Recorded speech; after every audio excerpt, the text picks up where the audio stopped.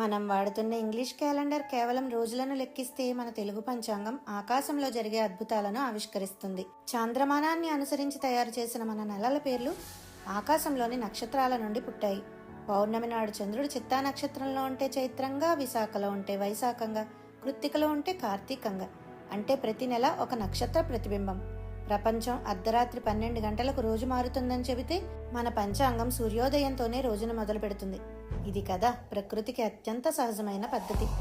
ఇక గ్రహణాల విషయానికి వస్తే టెలిస్కోపులు లేని కాలంలోనే మన పూర్వీకులు గ్రహణ సమయాన్ని నిమిషాలతో సహా లెక్కగట్టారు. భూమి చంద్రుల కక్షలు కలిసే బిందువులనే రాహుకేతువులని పిలిచి ఆ గణిత బిందువుల దగ్గరకు సూర్యచంద్రులు వచ్చినప్పుడే గ్రహణం ఏర్పడుతుందని 1000 ఏళ్ల క్రితమే నిరూపించారు. అమావాస్య నాడు సూర్యగ్రహణం, పౌర్ణమి నాడు చంద్రగ్రహణం. ఇదంతా ఒక చక్కటి ఖగోళ విజ్ఞానం. సూర్యమానానికి చంద్రమానానికి మధ్య వచ్చే 11 రోజుల తేడాను సర్దుబాటు చేసే అధిక మాసం ఒక గణిత అద్భుతం. అందుకే 1000 ఏళ్లు గడిచినా మన పండుగలు ఋతువుల గమనం తప్పవు. ఉదాహరణకు ఉగాది ఎప్పుడూ వసంతకాలంలోనే రావడం.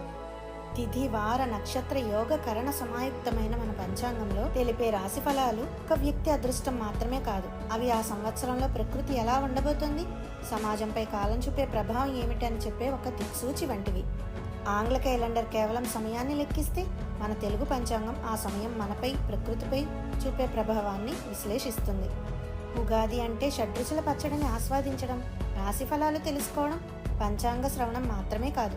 ఇంతటి అద్భుత ఖగోళ విజ్ఞానాన్ని అందించిన మన మహర్షుల మేధస్సు, ఋషుల గొప్పతనం, వేదాలలోని విజ్ఞానం, మన సనాతన ధర్మ విశిష్టతకు మనస్ఫూర్తిగా కృతజ్ఞతలు తెలుపుకోవడం. ఇంతటి అద్భుత ఖగోళ విజ్ఞానాన్ని మనకు అందించిన ఈ భారతదేశంలో మనం జన్మించడం మన అందరి అదృష్టం. జై హింద్, జై భారత్.